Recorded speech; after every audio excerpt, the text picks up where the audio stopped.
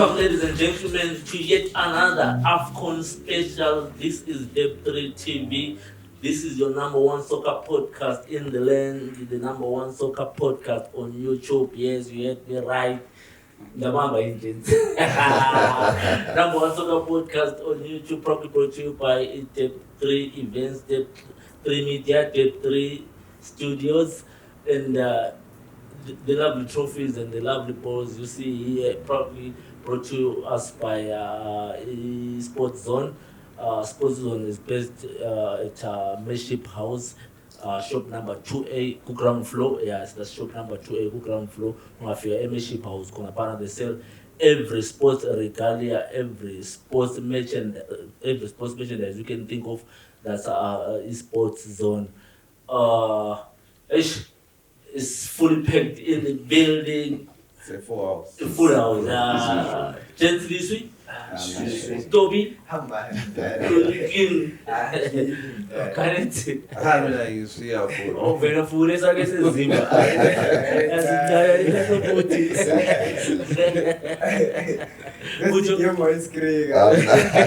I'm not sharp. I'm not. Now you just suit man. Yeah, I'm some weaving down here. Yeah. We change by. Aye.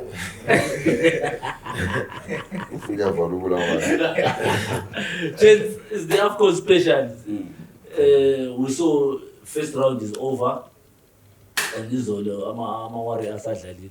Angazi mbe ngwabhize sharp. Awuphambanisile. Anzile bashabo kakhulu awufana. Asoma Warriors kuba achasha but befuna siqalise nge-topic engiyibonile nje so far ku AFCON after the first round iphelile so iZimbabwe guys attendance emagemini angazi ibone njani Tobi AFCON nje general amagame wonke first round attendance ibingekho sharp kakhulu abantu bengangeni ebhoreni because I remember igame ngiyane ngeGT yagcina sebe leZimbabwe wagcina sebevula amalokuzeni ukuthi abantu bengeni bebaningi mamthi wasebebonjika singayangisa so I think maybe kwenziwe khona umuntu boMorocco ungena easy ama-friends ukuthi ehambe emaningi akwaplayela kwe-visa lani into njengazwalezo I think into ezabe zihlupha ema-countryini la I think what we touched on it the last episode. Yeah, that's true. Ama-restrictions afakwe Morocco they are too much. Ukuthi abafuni ovuvuzela, abafuni ezinye izinto amathishu ile effectani so into eziningi ezingafunwa But ube le tissue abancane ukuthi ube le tissue the tissue ukuthi tissue yaphambanisana ngazi but into eziningi it's just if few engikhulume kuningi kakhulu ama-restrictions akhona so ama-restrictions nana asuka encindezela abanye abantu like ukuwakhuluma I think nxa sokanti ngilozeni umuntu ekhuluma nge-journalist wehle ukuhamba just because of i-passport there's no need ukuthi ngilokhuze ngi-renew i-passport ngingayisipele ile 2 years sengiyayi-renew just for into eyenzakala month befuna i-passport going extra expensive imali lana benza isebenzisa ukungena kwamanye ama-stadiums so kuyaphambanisa kokana I think kanye nje ubona njani so kule issue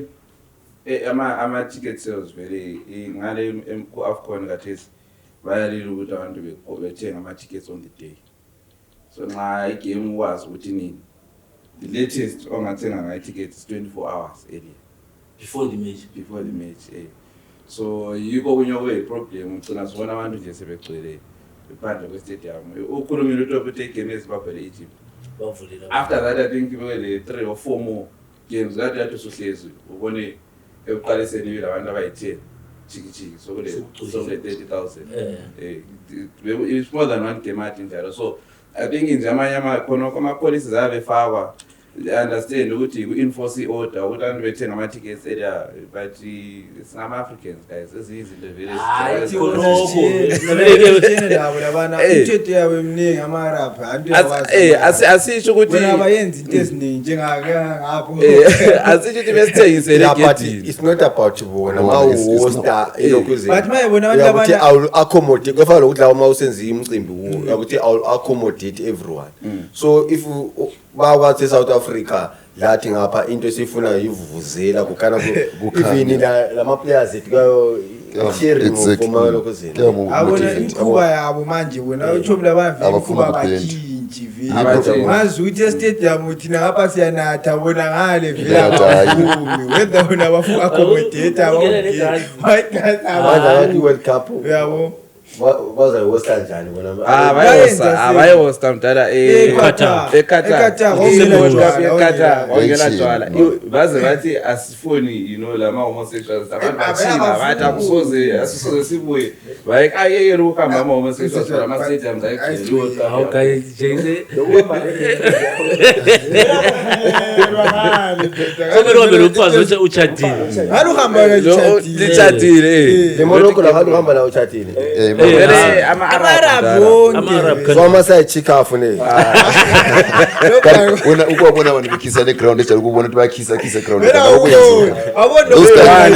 wano lokhisile igame eNigeria eTanzania umemba hayi lekuzolindi yana AI ethintile yana AI abakhisa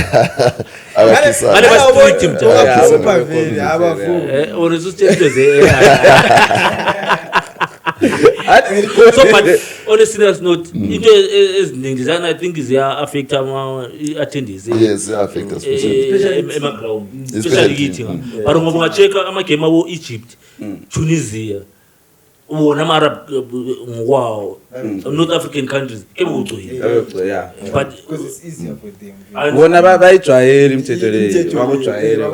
thina kutsha kithi kumele si-adapt and enye into yabiza bambi ukuthi yawuhamba ungalungiselelanga like awula plan B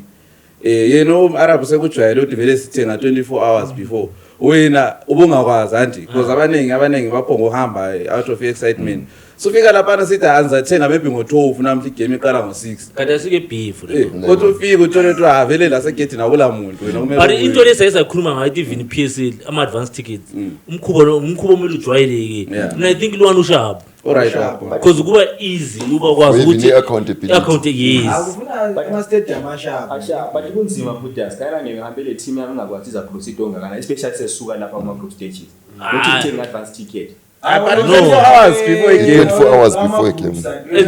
as long as we sit 24 hours ama knockout stages athengiswa awodwa separate ama group stage exactly so uyabona ukuthi attendance is being affected ngezinye izinto ukuthi sakwazi ukuthi sizijinje ama fans akwazi ukuzijinja like bathola ama Southern Africans abehambile but elementary yani ukuthi indaba yokuadapta yehlupha nje kuyafana nakade simepi mina ngathi nxusa abantu emtshadweni wami ngathi umshado wami awula tshwala kulama mfuni tshwala no what abantu babalutshwana egane ekhona zonke bamba zonke kuya ukugcwele ngayo because into ngavele iqedwe ukudla second tazibuye so ama restrictions lana ahlenza ukuthi umuntu la kusho ukuthi kuyabhoka so senza bukela njani umncane ngizibukele ku TV ngizinathela lamajita sibone because I was worried mbona ukuthi but ama stadium amaningi ayigcwala ama game amaningi but Egypt ibingcono izolo Egypt South Africa this is what I'm saying phela ukuthi games pitting ama North African countries even Egypt leZimbabwe like even though bathi ukuthi khona ukusengena mahara yeah utobade khona ngeke ngizwa it's more than one game but Kyle Zimbabwe le Angola ukuthi ucheke ama games ongela ama North African teams like serious games even eSenegal yeah ayinkinga thina ngapha vele freedom yawusubona ukuthi lapha ngihambe khona kula freedom phela uma uyihambile watravela and uyakufuna ifreedom yena nokwenza khona kwekutsho yani but manje ngala sebona ama game amaningi kakhulu lesobiza ukuthi ay freedom i disorder the other thing ungakhangela even Europe le Africa the way ama leadership ye-Europe le-leadership ye-Africa ebedila ngayo izinto zabo zitshiyene e-Europe nxa ukusuka from country A to country B I doubt there's a need of ama-visas like what we do they can just go and circulate it and manje now uze ngikhambe kwenye country B I need a visa senkosi se-Africa so I think if ama-leaders engahlala phansi ukukhipha ngabantu kwama-visa lokuyana kuba lula ukuthi sivakatshelane especially even bengawukhiphanga but uphesena but nxa kule bhora for that period imagine lathi sikwazi ukuthi umuntu imbinga ithi ngifuna ukuhambisa i-crew ye-pass and move kube easy because I think ngokunye u-affecta ngoba thothi ama-game sibili igame lephela imele ibe mnandi Zambia versus Mali but akunamuntu ngoba ngafuna ulisponsor lonke lapho mina sefuze ndisponsor ama-visa sefuze ndisponsor i-traveling isponsor accommodation isponsor ukudla isponsor konke imalane sibaningi kakhulu I think okuningi u-affecta i-attendance ngoba ama-game lawana uma ngathi igame it's an interesting game but jesh also kulala badembala konti kulamanye ama-countries akade engakwanisa ukufly straight to Morocco bemele qale Ethiopia abanye bekhuluma Ethiopia Via. so nje kunzima but ungaqala e-Europe uyakhona ukuhamba from one country to another even ngestimela ngene estimeleni sekuchiya next door usakhuluma ngabo-France mbone igame ye-Algeria uzidane azingizibuza ukuthi uTopi we-France iboys i-Algeria iboys kanyathathwa but asizengithola ithuba lokudlala awuyistera kona lokana kusokaningi e-Afrika ungakucheck ikona ba citizen omunye idlala ngale sokuningi is citizen by birth or citizen by what nama-Pogba brothers exactly ukhona lo munye edue lona e-France abaningi iboys yakhe la ijaza abaningi vele konoko phela uthi lihamba eMorocco ngalona usuyachaya eMorocco usuthi umntwana eMorocco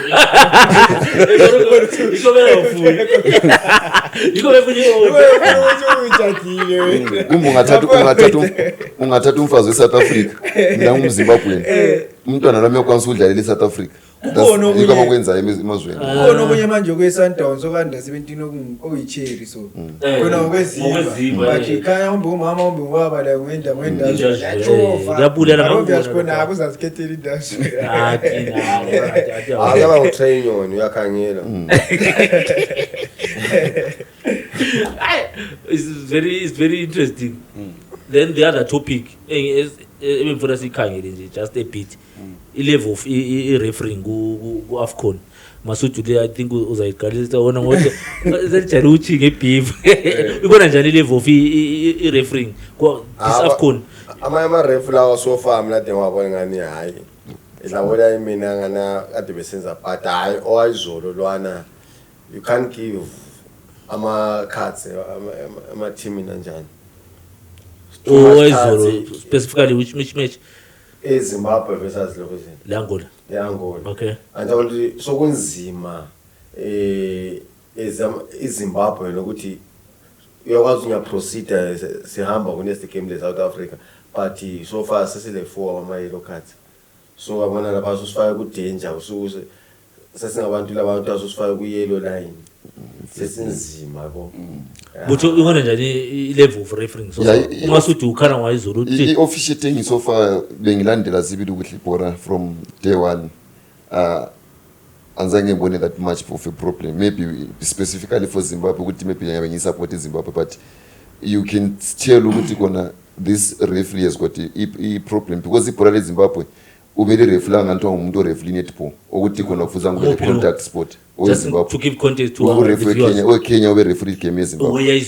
iZimbabwe versus Angola ube referee ezifu ureferee umuntu oreferee netball because netball ngavele ngithinte sokuchaji sokuchaji ende ngachaja futhi space sakho negijima nganto ufunga kulo even i-yellow card look at yellow card ayinikulo kuzenini ulunga ikakhululunga leyana that was accidental ukuyayidana lo keeper kwenzile because he was fighting for the ball and the keeper was fighting for the ball unfortunately the keeper walimala but there was no need for a yellow card there because it's an accident which happened it was not intentional he wanted to score kumbe ubengafuzanga kahle I don't know but you can tell it even ekucineni bese nase gijima eqale ethu ukuthi umuntu langiphanga yellow card bese ubengasa referee kahle yena yedwa nje then ukhayela ureferee South Africa Egypt that one was so spot on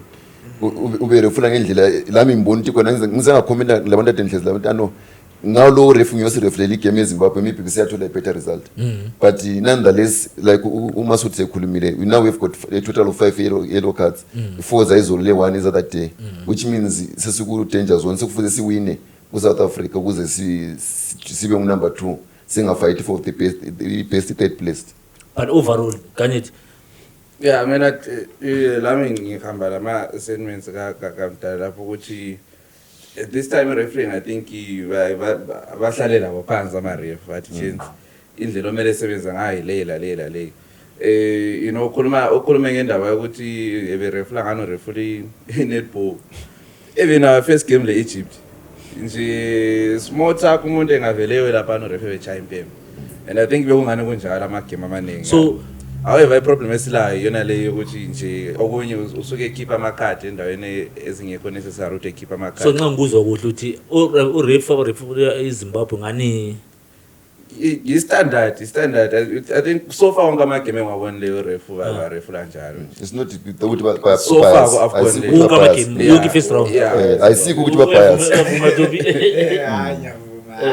Orefu kathesi kulefa if ayancedisa lapho kulokuzeni sometimes ikhadi urefu uyobona ukuthi na ufila njani title yona le yabenza yini yabo kuyafana eka divine ebongamina ngobe irecord because lisemoyeni ibhora umuntu is going for the ball so I think maybe yabe sephambaniswe igazi urefu but yongasoyini ukadi yani ukuthi but how refu kathesi I think they are doing their best. but overall vele ngani sonke ba right by even like nabe sehleka leZimbabwe ubengekho angaze ngithi be-bias he wasn't bias ube-charged the same way even lokuzeni Angola ngathinta segijimile ngathinta khona ama-stoppages amaningi apho ibhora yikho engizisa ukutshoyo. But I think lapha sizavumelana sonke I think ureferee no referee Zimbabwe so far is the weakest wafcon yonke in terms of ukukhiphisa ukwasandisile phela. I think so far ngiyavuma sibili ukuthi hayi lwana hayi but overall I think standard then offer standard of lokuze ibhora nje general first round standard of ibhora AFCON first round of all the matches. Yazi even ama-team adliwayo Mdala ebechawe edlalile ayalwa Comoros akhuluma kakhulu because Comoros I think past 3 AFCONs nje very buya yabona ayidlalele ku disturber hayi izagcina si disturbile but yona kahle yabona badlala befuna ukuproceed bephambili kusuka nje ibhora like you said even of camera ukuthi usuka kube lama extra details. For example igame to the Egypt okunye sacina China or individual brilliance osala babe blind you know so standard improve kakhulu akusela team encane eAfrica nje ungalala bakuchaya uvuma ngalo ukuthi kathi ikuphi lo. Yeah, now AFCON it shows that this is the biggest stage in Africa, the biggest game in Africa, AFCON. And now ubukele, you feel proud of your team when it's playing, even if they don't produce a result like we can say it. You feel we are being represented. Though mina attendance ukuthi good handwriting, I see all the answers are wrong, I see go passes. But now that good handwriting motivates you. Ukuthi ukubona okay, there is a direction we are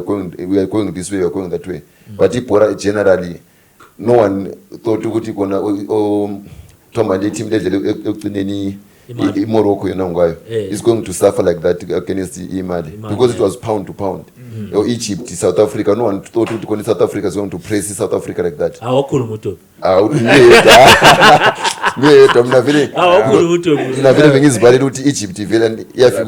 South Africa but nonetheless is 3 points.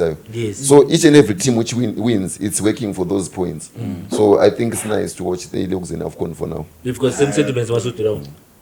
yeah, I'm not honest. Now ibhora African liphakamile kakhulu ngoba ungabuyelela back years kusadlala o8 labo songo lapha Nigeria kusadlala uAgawo wabe spina besikwazi ukuthi hayi vele ibhora lise Nigeria lise Cameroon ngapha masedlala labo thina sabe singama underdogs yabona yakukule Zimbabwe qualify Tunisia sabe sikwazi ukuthi uyadrawisa lapha kumbe uyadliwa 3 not akabudlale kahle baqala babechala ba manje nawo bona balo Cameroon o Nigeria bangaphuma la ku group stage vela kwethusa o Comoros babuyelazo anto yabona manje ubhoswana lawo batotoba besiya khona lama warriors lawo wathi batotobe lawo besiya singazi bazatotoba beze fika but ziyakhanya abona South Africa South Africa ngeke ngibale njama warriors hayi South Africa ilevel yayo sesingayifaka ubo Senegal Nigeria I South Africa iphakamisile now South Africa at this time ngibona ngiphakamisa kakhulu Tobile hayi uthi bhora kathesa seli technical kakhulu seli chinelela kudala ukuthi yaliphonga ufika ingene eground idlala that's why it was easy for Nigeria ukuthi dominate 5 befele athi sonke ama African teams se technical kwawo ukuthi nxa behamba eground egamina uyawubona igame plan yeteam ukuthi ime njani so yabo abasaphonga uvula nje ama spaces for ukuthi abantu behlole so ngamala no ukuthi yakwantu udefender like igame eMorocco le Mali you could see with these guys are technically sound because the way they attack we pound for pound the technically good konke into variable bonke even udefender uyawubona abantu laba into lezi njani. So that's why sokunzima ukuthi ufice i-team ye-Africa idliwe 5 idliwe 4 akusavumi vele ayisadli even kuyafana igame yeZimbabwe le-Angola first you could tell ukuthi iZimbabwe they were defending kuhle then the moment beba breaker bona laba sebebona balaba abantu abanjani siyakwanisa lathi ukubalanda until sivula but xa sebebalanda iqinisa dominate la eZimbabwe so wathi sivela I think ama tactics wase dlala ibhora more than a ground thina sebesukuke yeah I think in African football level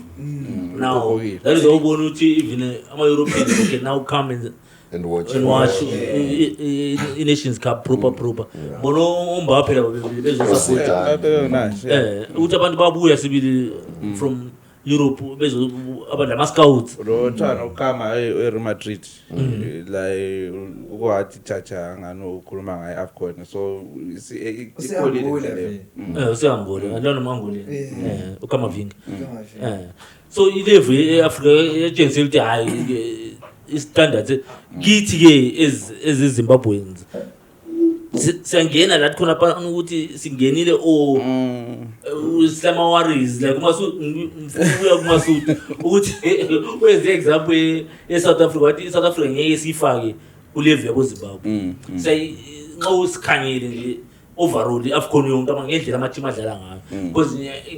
ngeza khuluma lobutho off camera ekhaya sithi lapha kana kuna kukhona okay iZimbabwe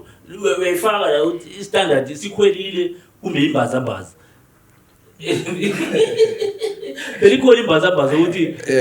i-team labungaboni ukuthi kanti yenzani lokho choves disturb mina ngathi i-credit sengamnika mina ucoach lo weZimbabwe because umuntu osebenzele abantu laba for isikhathi esincane uyabona indaba players eZimbabwe bengawazi amaningi yikho ezama ukuthi each game echange personal yokuthi ebona ukuthi lo uzanekani lapho zakubala lobutho la but hayi mina I'm just saying ukuthi ni credit yabo because kunzima wona as a coach ucoach national team because you are not coaching a club lapha abantu abaningi pool of players so that's why ebonile wanika uBill Anthony chance because yabe ebone something ukuthi next game and yabe anti technical uyabukela abantu ukuthi thina singakwanisa ukwenza so then you feel like maybe wathi game le kasoke yenzi awamasudu leyo uyayenza uyabona ngetraining yabe yenzile walokhu so I think that's why coach lo nsithi I give him credit because ukuthi ephumele draw ku Angola because everybody was expecting ukuthi Angola izasihle uyabona you didn't give them a chance besithi izasihle but wabuya le draw and besimele sihle futhi because you create more chances yes aba westful so proper assess dissecting igame lane eZimbabwe versus iAngola because wena butho we worried ngendlela achinje ngayo team now uTopi esebuya ngombono lo ukuthi ucoach kosisikhathi because ucoach ngifika la abacabanga njalo njengathi ama support right antakhumbula nyakuzwa ukutsho yakhumbula nisithi khona at that stage according to my understanding it's not a stage where you go and test players true we are not testing players there we are going to win we need the results now when I saw the lineup I was happy with I know this coach at least he has changed the team to give ilokuzenini isikhathi sokuthi la bephumule nxa bezangena sebezangena ukuthi beyebulala nxa ukuthi sibe le opportunity ukuthi sawina of course he can save them for the last game but now sesidlalile we have wasted chances uPrince Dube was overworking usediniwe taking azange ephambanise anything sediniwe needs to rest uFabish is not off is off form uBoni I don't even know ukuthi maybe why izoleqalisile because bengacaci uBoni bena odlala ku social edlala ku social England 8 tire uyechi umuntu odlala ku top flight eScotland uMaswanisi uyechi umuntu o impress even though when Msendami went there abantu abanebe bengamazi Msendami but he outshined he proven the reason why he's been called to the national team and everyone else was expecting to Msendami uzangena awusamngenisi 90 minutes pha esebenchini ungucoach sesemphenduka ku point ka top uthi khona kabazi ukuthi ube testa yena uya testa ama players thina sifuna uwin njengama supporters eZimbabwe njengama Zimbabweans sifuna uwin sifuna ku progress yena njengo coach yakwazi uzahola engadliuza dima umsebenzi kwenye indawo that guy is not serious he's playing with our hearts because manje mina yawathi into thina sesingathi besifuna Msendami but nje abantu Msendami wadlala ideli la wadlala like isikhathi eside then bese kuyi game league yazofunakala fresh leagues exactly uyabona and le game plan iyachinja uyabona Msendami wamecha u game plan yethu versus Egypt wadlala sharp wadlala kuhle kakhulu then bese kuyi game league yabe kuyi different ball game already uzabona versus South Africa is another ball game different than versus Egypt than versus Angola uyabona so kulama ama players ukuthi wena uyabukwazi ukuthi that's why phela kuphiwa 23 for ukuthi masifika 28 vela ukuthi masifika ku tournament ngeke udlala ngabantu 1 ve ungakhayela onke ama team akwanisa ukuthi ile yalethi personally le yalethi personally because there's 2 days rest uyabona umuntu uyabeka ze state vele ngadlala like ilandelana njengama position abo Msendami phambili because you have to come back uyabona up and down so I think that's why yena njani even ukuba ngenisa uyabusubona because bahambe sokuyi 1-1 ungucoach wena usubona 1-1 awusafuni la ukuthi uvule usifuna ipoint yona leyana usisho sithi okay mana nokhuze kuphela but otherwise mina I give him credit because 1 point I think was okay thina singathi sesifuni win I think ngizabuya wona musuthi uyibone njani wena mina ngiyayizwa ipoint ka Topi but ambona ukuthi in terms of ilokuzini i-competition so siyatesta ukuthi sesimachini uzabona ukuthi test ukuthi hayi i-time frame ngivela incane mana ni-test lokho sitest ama players ngoba only we've got 3 games yes so uzatesta 3 games yonke uphenduke ekhaya athina ka test i-game plan ye-team abadlala i-game plan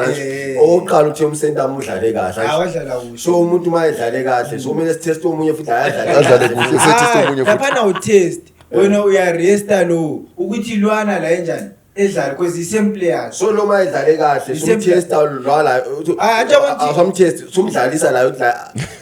arrest futhi yona ni problem ingani ukuthi lena i-tournament aso league exactly that's one thing for sure exactly kanyela like i-South Africa barest isumbule bafaka utalent banda i-game plan le bakhipha uTshwangubani lo unkota i-game plan futhi yona lana baqalisa umfana noMoremi i-game plan phela bichinjile la i-team kodwa abadlalisiwe bacele mafaka unkota kodwa abanye bakhona bangenile ongenileyo ngulokhuzenini kuphela umbulu ucine sengeni kodwa usubona ilokhuzenini lo real urele last game kangena Ntobi ngike ngibamba umlomo you are going into war and uyempini you save your best arsenal you save your best arsenal in the pocket now the back is intense ulokhu usebenzisa okuyi 9mm pho wena le best arsenal esikhwameni hayi ufana lokuthi yathi sempini ezuyase ukuthi sempini wena usuchayile wacha maybe 4 bantu usudubulile 4 usubona ukuthi wena usudubule 4 ukuthi ukhiphe ingwaqo yakho wena ukwazi ukuthi inyimpi khona futhi usuresta wena ama bullets akho because I-1 point is enough because wena iyimpi esikhona khathesi nge-South Africa ukuthi sithole 3 points. No. Man, ali wrong kunapha. Manothi guarantee team yakubo. Mina zathatha kakhulu ipoint ka-Topi lapha. And remember futhi ucoach lapha akasebenze yi-1. Kulo analyst ohleziyo kathesi officeini ubhizi analyze next opponent. And uzaditshela ukuthi umpokazi udefender so indlela defender ngayo the only muntu angamthaya pound for pound uMaswanisi yabona siyavumelana so ebese hambe suggest izinto zanalezi ku coach ucoach la ebese hlala ese compare la coach ngombono wakho ukuthi lapha singafaka lo lapha sifake lo sifake lo coach game plan fale game plan eEgypt vele sasitshaye lo block ilo block efunani ilo block ibhola lizasuka ku defense liye ku strike force nxa ufuna strike force ufunani umuntu lephezulu ukuthi umuntu engathi chu umsendanga vele yadwe alright ngaba sikhuluma izinto proper ukuthi analyst what assistant coach basara phansi it's more technical Alright, ikade ngikutsho mina khanyela mina I think mina nzamba ukuthi uyazi why uPrince awulibona from Prince versus Egypt why nga esesenta ebengadlali ku week why ngapi ebesesenta unafaya ngoba isisinto and wayese wing lokuzwa hayi ngibona ihlohla ebesesenta so coach is strength ka Prince I think from that game yabusibonile yabo analyst bakuthi but boys do isenta is good. As you are saying lapha ngikuba yabona bekulo umsoni umsoni eceleni kayenzi because umsona esenda then uPrince ule PS uPrince yakwanisa yakwanisa ukugijima lebhola uyakhona right uyakhona apho gente sebo Maswanisi is speed choose one phela alright because Maswanisi mfana I think sebe player of the month 2 times or 7 Scotland islandelana it's not a fluke it's not a fluke it's telling you something exactly uhlezi phansi this is umuntu odlala ku 8th tire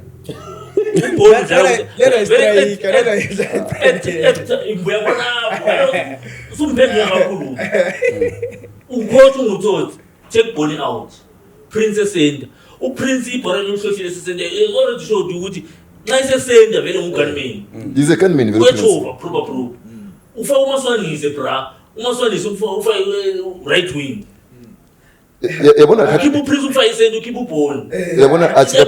ngiyalizwe ukuthi yabona besilahleka khona kakhulu thina amaZimbabweans anti ukuthi thina sibudgetela igame eSouth Africa esingayidlaliyo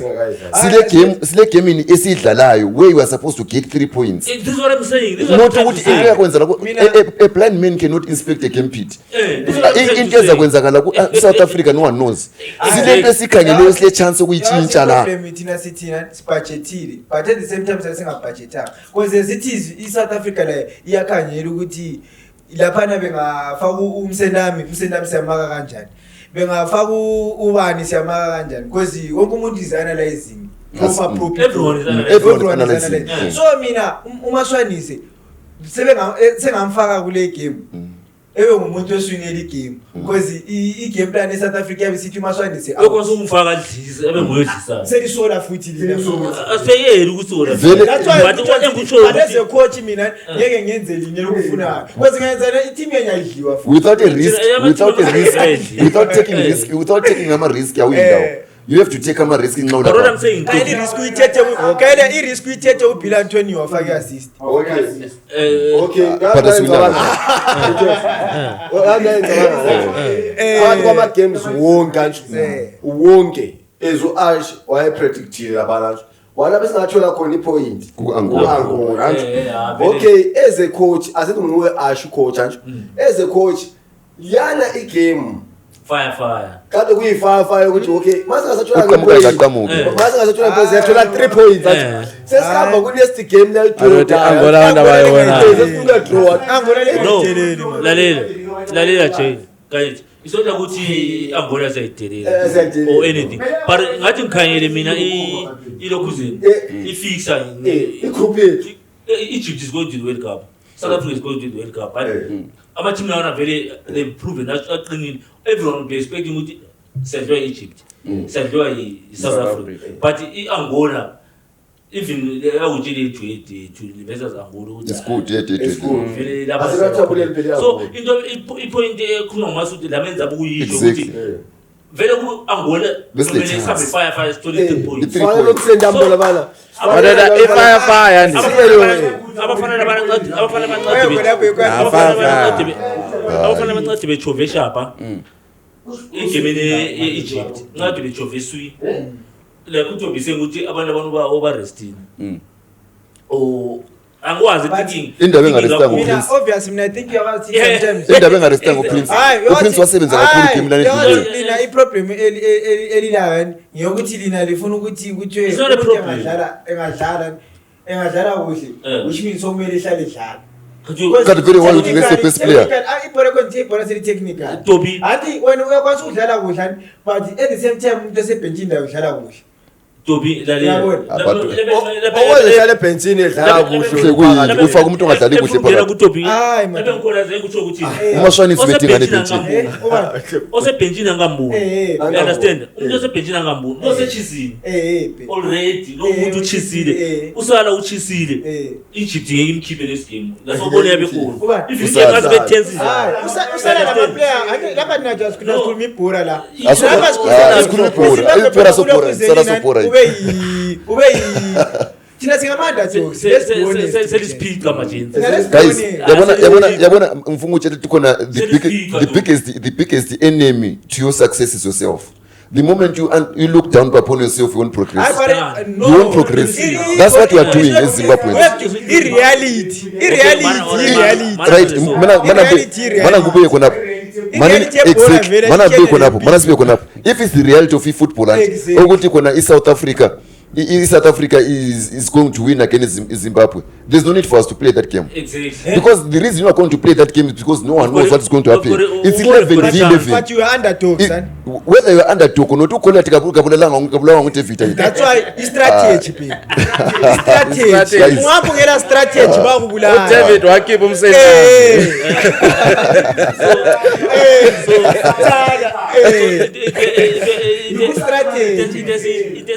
Itesitsho la mina lobutho itesitsho ukuthi khawule chance njengomuntu osumbonini understand umuntu nje bakhala mafuna ubone wathi uchire ungena waphitha uchirewa na do you think ukuthi deserve uhlale ebhenchini hayi ngiyabuza into ezamuyisho nazi la angikuthi lo ongenisa phela thina exactly angikhulumela abangena bayisapho khulumela abantu abaqalisela sababona understand it from team yakhe like we say ukuthi ifront three yakhe yayishap yadlala sharp strategy lesasa team in right guys labona into ekhona esingayinanzeleliyo lapha nje look at Umsona the goal kaMsona leyana nje igoli kaMsona leyana it was pure class pure experience the knowledge umuntu ole knowledge of the gateway gate lapha likhona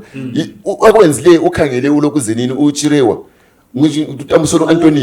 Antonio wasemkhombela ukuthi mpasela ngazange ekhaya ligate ibihlo lakhe bese boreni wa Holt Bora endinye unxani Holt Bora ukhipha at this time semove yanga wahlohla. So that's what I'm talking about. When usebenza at that stage, it needs people with experience. Asebejayela ukudlala at big level. iZimbabwe lithinga ama underdogs. Umfana lo uMaswanitse udlala at a higher level than ulokuzenini than abaningi ade bekhona la uthi manje uwale limfakile lwana ecineni do yezamini. I-chance kaWadi lana ngayiwele enyaweni zikaMaswanisi. Ngazikhuluma something different.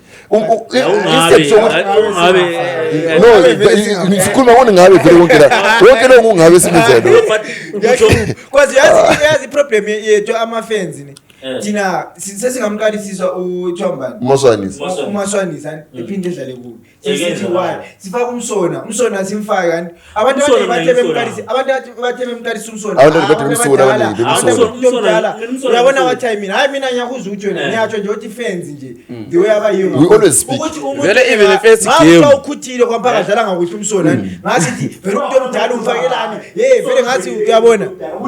Exactly. Uyabona energy yakhe ayisayenzi. we need experience. Even first line You see, up leyana because vele uthi first line up coach- eChat 1 eEgypt. Kwaba ngumsindi ifaka umsendame ekhona. Exactly. Vele thina eZimbabwe sadliwa first lichiuno ukuze ninomnethe nolwana because sadliwa khona eqaliseni bona ba. But nonetheless sesilaro kwesilakho asikusebenzise nini phela because my point is that i-point yami isikimi ku-1 i-draw was not enough kithi. mina kimi it was not enough egemini after what I saw it was not enough because into engitsho ukuthi khona now I've got an opportunity to have 2 phones like this and sesithi khona no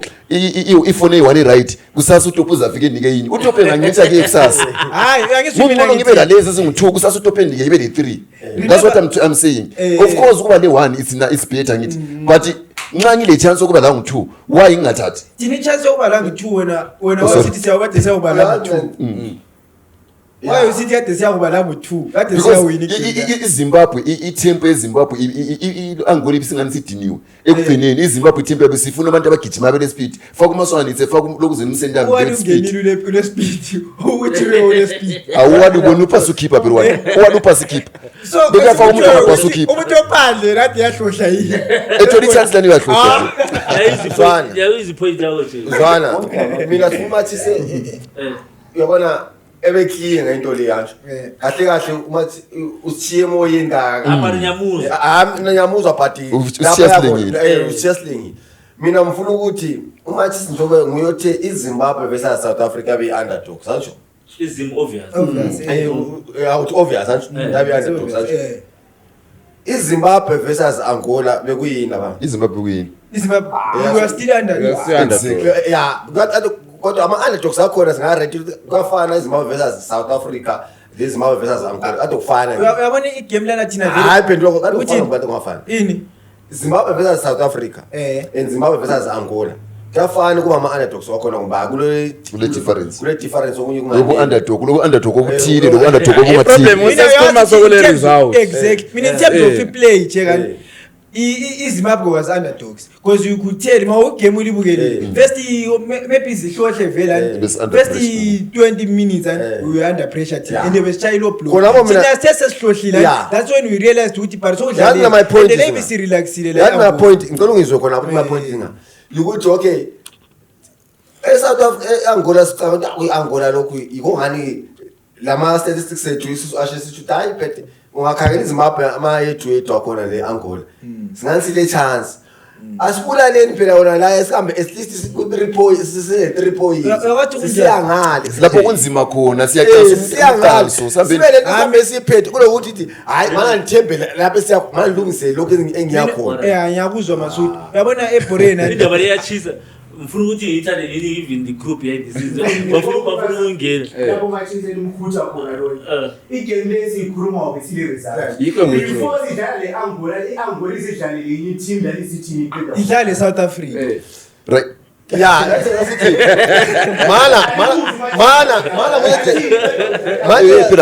mana phendule khonapho la sasivumela lo Ash ngoba Ash wathi iZimbabwe ku group yayo engiyibona lapha engaphuma khona le point kuzo Angola yiyo esicabanga ukuthi lapha engaphuma khona le point osubandezele makuvuma ukuthi ungaphumi le point ukuthi hayi kwe ade ngo-athi phela lawa kade licabanga khona sokothi right ngikezele khonapho futhi even you remember when we were sibuza lapha sithi khona mina sithi khona i-point sayithola ku-Angola but i-3 points sayithola ku-Egypt and ngaze ngafaka ibhethi yami lana so now wathi point uyithola i-point sayithola ku-Angola i-3 points sayithola ku-SA yandibona so that's what I'm talking about but i-point kaloku zenini ekhulunywa ngokuze uMasudi ungazwisiyo ukuthi ulanda a steep ascent uhamba nge-slow speed yini kumbe uhamba nge-speed esiphezulu so sesithola i-chance yokuthi sithole i-momentum yokuthi sihambe sithole 3 points siya lapho kungani uqanise khona ahleni sihambe phela sithole 3 points siyalula i-draw yabona eze coach and wena awucoach asila lapha hayi ngiyatsho nje hayi ngithi eze coach njengayilwana hayi ungamsebenzisi lwana awungasebenzisi uMarinos akunasofanya mvumo Kale yathi mina hayi mina ucoach Sofana sharp because yabona ngosemkansweni coach sofa mina coach yabona mina athi into engitsho yani ucoach lwana eze coach usiya ku tournament yona lana wena uyakwazi ukuthi ama-game la njengayena le Angola ngumqanjani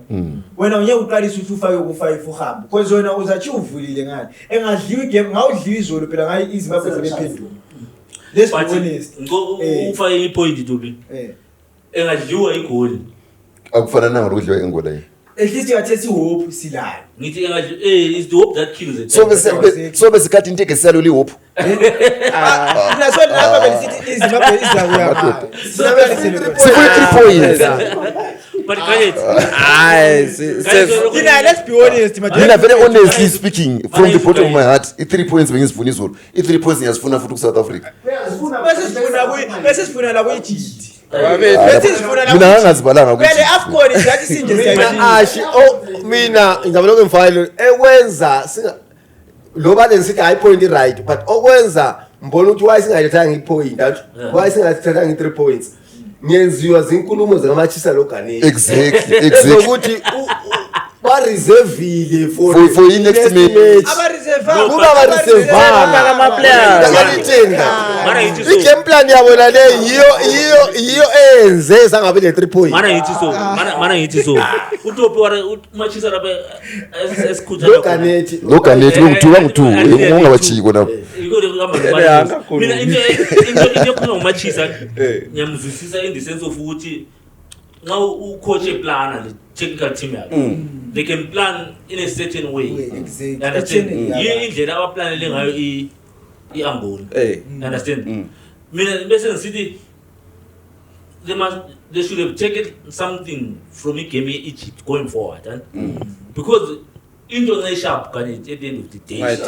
out delete understand but usuka yena uthi okay right i-opponent esidlala layo ifuna lokhu but I got this Arsenal angayisebenzisi i-powerhouse so ungathi uyisebenzisa nge-third game kuntsara inhlambe ezizabuya zizaba ziningi because siyakwazi ukuthi umfana lo le potential engakanani madina sifuna uqhamba mama why are you not using because ungakukhanyelisa sibili kuhle gane if esebenzise umsendami lo Maswanisi in that game if umsendami engene isaba you had a better chance of getting 3 points. This is what I'm saying. You had a better chance of getting 3 points. As I say, I won this game. If it's not paid, that don't pay.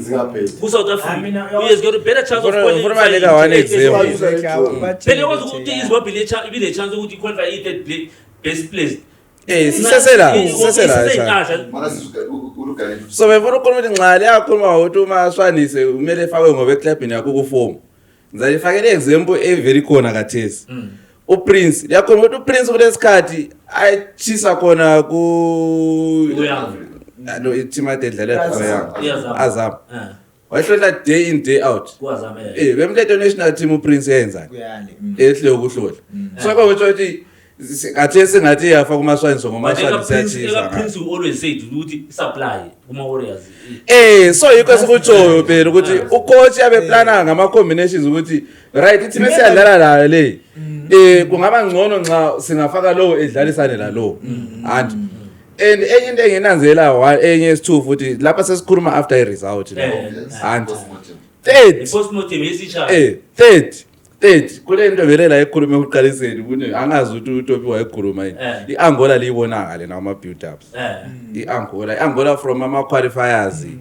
iAngola kube kubi nje ucinene wayebecoach ucoach wabo lo coach lo ubekathesi ngucoach abamfayela labo bathinta nje ngathi bathinta yabo before but iAngola ka coach lwana bamxoxile yabo Mabululu ngendlela esiyazi ngawo Mabululu iveli bibetha ibithanyela iZimbabwe yebeke eceleni le awungaba nje umuntu yahluka but uyabona ungabe yahluka but when we doing our predictions remember uMosudoke enza yiko engotshethe predictor ngabo Angola bachiyene mina bengiyabe ngikhuluma vele igroup lena endlela athi mengayo vele ukuthi Egypt South Africa Angola Zimbabwe andi yindlela kade ngukayele ngayo mina and then maybe kuthintane ku number 2 lo 3 ukuthi Angola encela izakulwa according to Angola ekade ngikwazi idlala ngayo bengakathinta ucoach yiko lapho mina sendinika khona ucoach wethu yini because to be honest let's be honest James you can't ufake two attackers ufaka uMaswani ufaka uMsendami same team imithi yethu ivele ingeke la exactly because at the end of the day ucoach la usekhanyele kumakeni because already you won't attack Sendami majezi liponguka hayi mina angikhali Sendami exactly Umsendami vele deserves ukuthi njani edlala because udlala eshapa but ucoach yena ngendlela uBhilile akazange wababhidi uyabona even emfakile uza justify la coach but hayi nina liyakhala lithi uBhili wathi but ufika wafaka iassist ivesazi Egypt wafaka uJalai ku right wafika wafaka assist so this game futhi wabona ukuthi akuyenzi ukuthi mfake right Jalai akuyenzi because athi sidlala abafanelani le Egypt that's why ngikhuluma ngakho ukuthi tactically very uyabusuka ubonile uyabona but vesazi Egypt ngawo uqalisa futhi wathi Jalai right back wafaka ubani ama wingers ayi2 wayakwazi ukuthi emuva seshort kumakini asisoke simayi so you are happy with the point Angola sesibukela igame bese ngawina even with ama players adlalileyo bebezigudela bese ngawina ngithi result you are happy mina ngisha angiyakuzwa not happy happy semnengi ngi right angacomplain yabona inkinga ekhona ukuthi ucoach wethu maybe ngathi technical team iclosing it ngani abakhulumisana lapha nebenchini bawabone kahle because sometimes there is a need to boost up the team ukusapula umuntu ayisifuthi ehluleka sometimes what impact play then you can aid somebody for a new tactic because ucoach lwana opposite team usestart ama players ase ground usekwazi singama kanjani now susapula lona ufike ebenchini kule new information new speed new energy new zeal lendlaleni awufana abaningi balendlala lapha bafuna ukuprove a point at that big stage Lochaku chichi la vupuza Lochaku chichi then what because you can kumuzunenze lapha ngekho so I was happy la mina ngibona lineup izola I'm very much happy ukuthi bona lineup is changed because there was a big name which was missing in the lineup which made me to smile Umuril avele ngafuna ukubona uzandela lapha Umuril avela ukubona uzandela lapha is good nice ehlabela is good to motivate le ngoma zakho right esidlavela after game abali ayizinjani nonetheless back to reality I'm still with Masudu ukuthi kona if it was possible a technical team if there something better to fight for at least but they tried bakuthi my point is you rather lose uzama ukuthola 3 points mfana sivale looking at Nyakuzo looking at the next game versus South Africa so we ngikase now ukhayela team esila eZimbabwe iSouth Africa sesibonile 2 games ubona ngani uMarinos what can you do to get 3 points ukhayele his first 2 games because uMarinos la besimjudge simkhanyele ubutho usho wathi hayi coach ithwayi I mean so far ufuna sikhathe khonapho sikhayele the last game uthi and our chances of progressing mina yabona ngegame ucoach lo so far semboni tactical good so far semboni tactical game ya reader sibili tactical ukuthi ilineup yakhe ukuthi umele yenze njani so far semboni ukuthi umuntu lwana ukuthi uya sengakwanisa ukuthi igame nale South Africa ephumile something into engiyibonayo is it is plus igame lana is not about coaches it's not about anything it's about pride it's about i-derby la lena igame yama players naturally igame yama players very so I need coaching enengi uyabona because most of them abanye siyazana abanye badlala bonjani bonke bayazana vele laphana vele ukuthi lapha kuzadlala ubani lo udlala so yikho lapha songena khona ucoach eneza kwenza ufaka ama tactics then the rest ama players njani will play their part uyabona ukhayela isquad seZimbabwe laba players edlalile wena ufaka ilineup ungayibhika kuthiwa dophi nasi eZimbabwe ungayifaka nje going to igame eSouth Africa uyumbuzo wami ukuthi going to igame eSouth Africa wena unguwe usecatshweni zika Marinos ukhaya leslamathuba ukuthi sidlisa ungayimisa njani mina egamini yezulu lana I could just add ukuthi ngendlela athi qalise ngayo eZimbabwe engingawenza mina lapha sekuyi-unleash uThomba uMaswanisi ngimnike istart yakhe because ngiyakwazi kathi esuzondile uyafuyithelana ufuna ukuprove something and nguye umuntu osengako yidanger wephone yami mina liyana manje for igame naliyana ebuyayo ngiyakhipha istriker lesiyana Thombani wese socialize ubhoni ngifaka uPrince kwampana kulo ubhoni kodwa then bese njani bese ngifaka uMashwanise ngani uyabo sensithi hayi asambeni isikhala then ngale manje semfuna uba frustrated usemfaka uAntonio Pandi semfaka uChiriwa ngithi abase kanjani ufaka uChiriwa ngapha eceleni ngithi umsendami bese ngingisa second half uTobo boss wanyathela konke lamazwane lapho so igame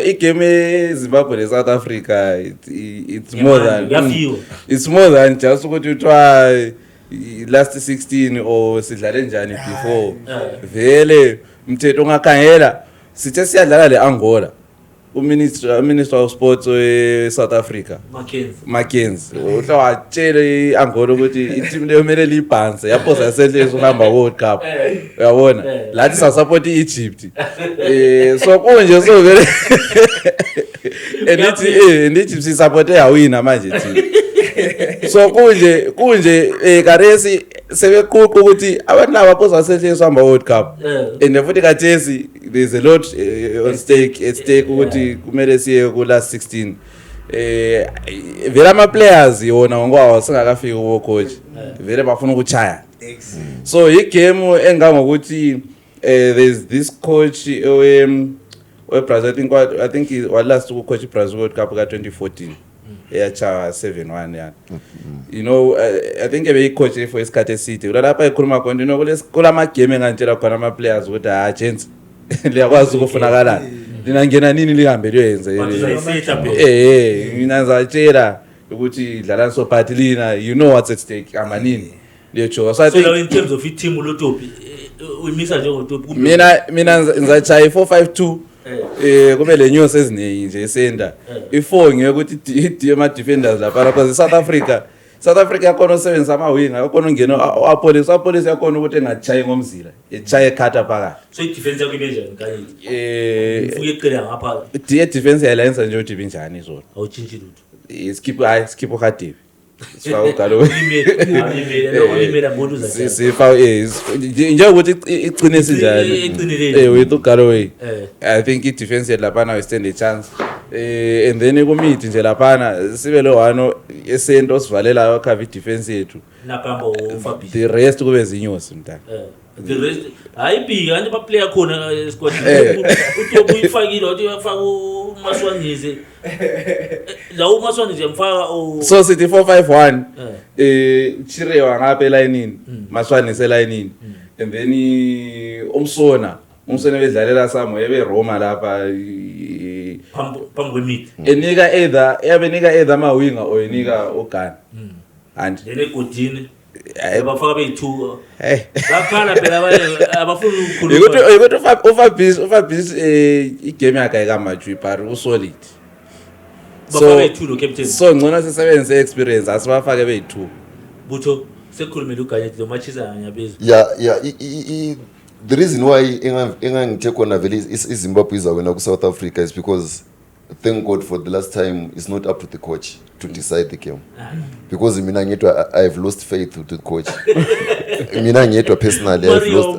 Mario makanika maybe fuze nginiki imota menkanikele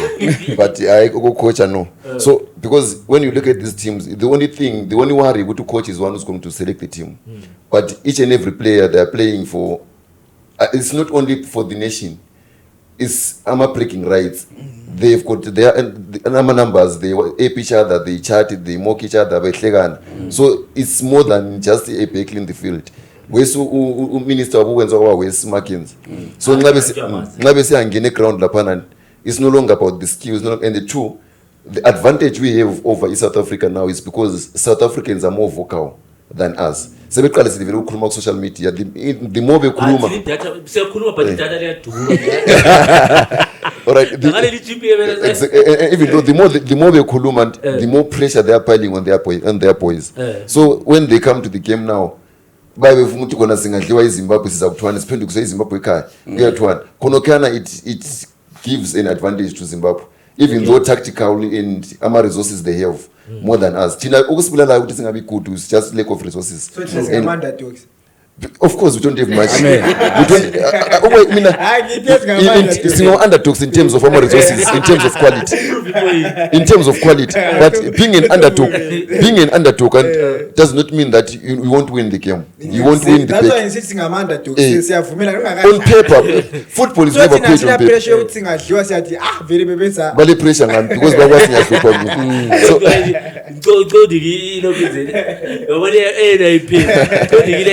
Zimbabwe sisiboni now siboni ungayimisa njani going forward my lineup which I can bet even $1 million ukuthi ingawina uyaphinda konke kuyahamba konke uArupi is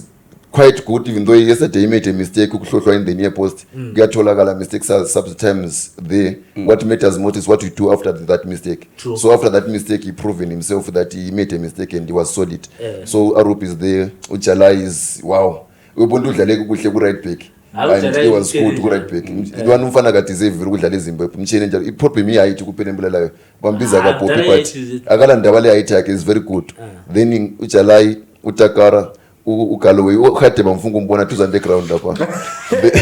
then ulunga is okay there. Then a center I'll go for uNakamba then maybe nxa ungaba nomunye ukuthi iproblem but maybe ngathatha umsentami ngimfake endaweni kaFabish but nonetheless lapha ukuthi but ngenxa yokuthi khona ngifuna iresult ngizaphumba ukubisela uFabish then ngimpisela uFabish senza Lonakamba senza kuya kulokuze nini ku eceleni ngifaka umsentami ngifaka umsona ngifaka uMaswani then senzithi ulokuze nini thomba lo umfana lo we young Africa lo ungafaka 11 phela phakathi asekwandile ngogcina phela uPrince esiba unganimini then i-team yami ngiyithembile then abanye laba nasebenza ngena bengamasabu sebeqedisa ibhola mana nje uMasuthu ngizwe wena mdala ngiyawazi ukuthi uMario akakho enhlizweni but ukhayina ama chance South Africa games la adlala wena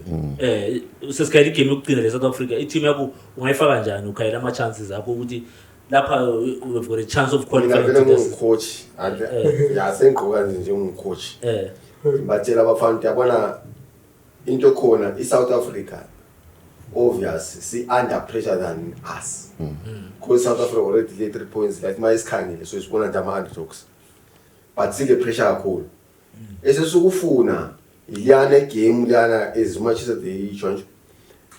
ukuthi mase belikorile 1 ukwelo keeper laze siyadlala la phambili thina sesifuna ipressure inyusi so i-team yakho imisa nje ngizayimisa first 4 liyana yabiyela njalo as long eqinile udivana vele lo uhade kuziphumela ukade vele uright engekho ngapha yabuyela nje ukuthi igcine vele njani ayochoba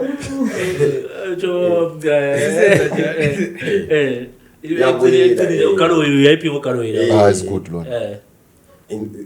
as long that much that he chona esenta vele uNakamba yabe right khona is very good uNakamba awuFabish la uyabe right khona ba but phambili sesifaka lo umfana esimkhalelayo uMaswanyisi ebelo Prince as long umsentami bazabe bekhona ebenchini yibo ngapha ayikakwani phela nto emaceleni unoMaswanyisi lo eceleni ngapha overs kulomsona lapha ngifuna ukuedela abantu ade ngikhoyo phela uMaswanyisi so ngathi mFabish Nakamba Msona Maswanyisi sufuna 1 uPrince usumfakile sokushota 1 Anthony uyambisela uAnthony man uBili Anthony asowebhora laba sikhuma abantu bebhora laba sifuna ukawina But only assist. So far umsenda mawukhona ngiwawuthi semfaka umsendami usukhipha uphili lwana vele sesikhipha ngoba vele izolo ungene type noramane lakhe nebhola lakhe ulihlulekile ukuthi semfaka la sensihlasela uchirewa yazi umfana lwana mfuna ukutshela amanga ngiyafisa ukuthi kube kuthiwa ngikhipha uFabisho ngifake angikwazi ukuthi ngiyenze ngoba umfana lwana uyi-threat ku-South Africa nje bayamazi ukuba khona i-presence yakhe vele isiba disturb. So lapha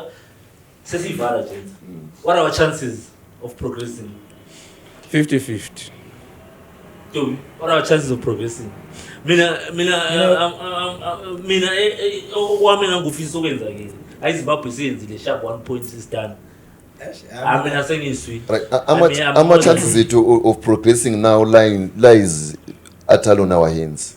How we play against South Africa. Because okuzakwenzakala ku-Egypt lokuze nini le Angola ngale asilanda balako. It's either Egypt yawina ibe le 9 points, iAngola yawina ibe le 4 points, that is singawina sibe le 4 points. Sesikwazi we guaranteed to i-third place sesitholile. Depending on what is winning engaki kulokuze nini ku-Egypt ku South Africa. So it lies atali unto our hands. So I agree with you. It's 50-50. We have got 50% chance of progressing and 50% chances of not going. I mean, I personally, but in 50-50, man, 50-50 sempambanisile because in 90 is my pizza win. So it's 90%. Mina lo uthi ngitshele impilo mina sengiyipi. I-point to me sebedlala nochumla labana aphunjela ama. Wena vele awusadani. Mina amna sengisha. Manje akwazi ukuthi kanjani yazi indaba lezi njani. Kodwa wena yabuzitshela ukuthi usuright awusela hope sokuphelile and idliwe usunazethi no man uvele ubulo unye kuyihope. Ubudisika ubele kuyihope. Mina honestly speaking iZimbabwe is achieved. It's good. I think draw the Angola to me very into engikhangile. I mbanika slim chance amboni besidli iSouth Africa. Mina balana ngikhulume anilifake ekhoneni ukuthi ngikhulumele ngani coach weZimbabwe. Angakhuluma ifootball manje ukulikhangela abantu. But ma sesirep ukuthi mina ngibona njani eZimbabwe. Yaphumelela kumbe wathi. Mina ku group la Egypt kayisile nga points ile 6 qualified on Egypt sharp Egypt ile 6 engwazi ukuthi Jozi yaba le 6 points ezinye lezi angikwazi engwazi ukuthi Jozi ile 6 points ezinye lezi angikwazi machiza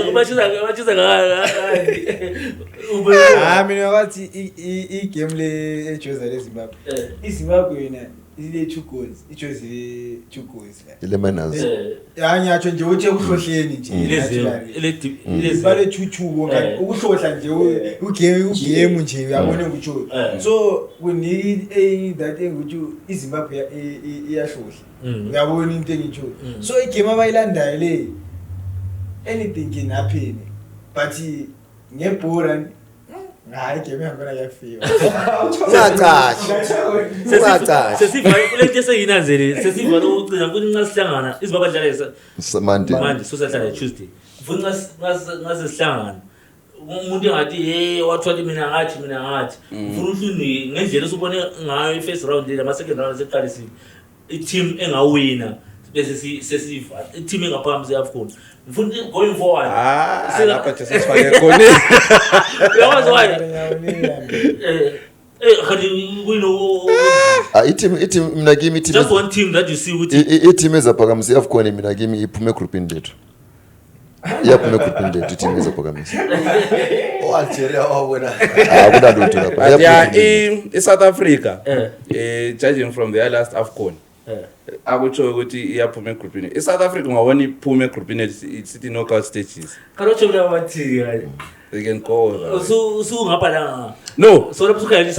iSouth Africa iSouth Africa singayichaya they can qualify as a best points so akade alright ade ngokuthi 50-50 for Zimbabwe ukuthi Zimbabwe ayisoze lose against South Africa sebenga draw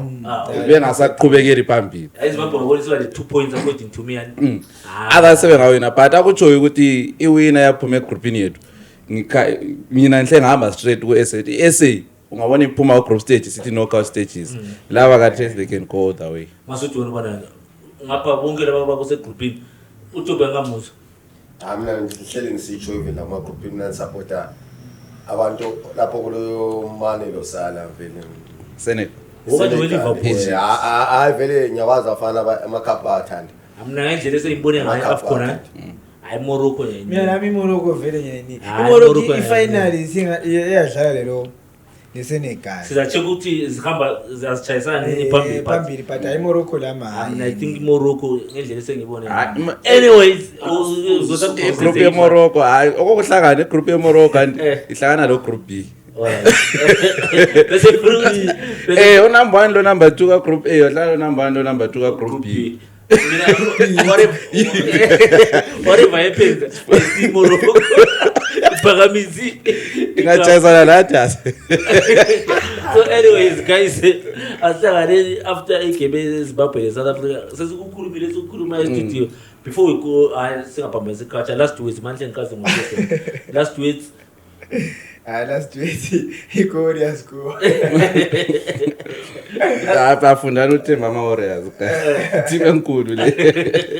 last week ujo Yeah,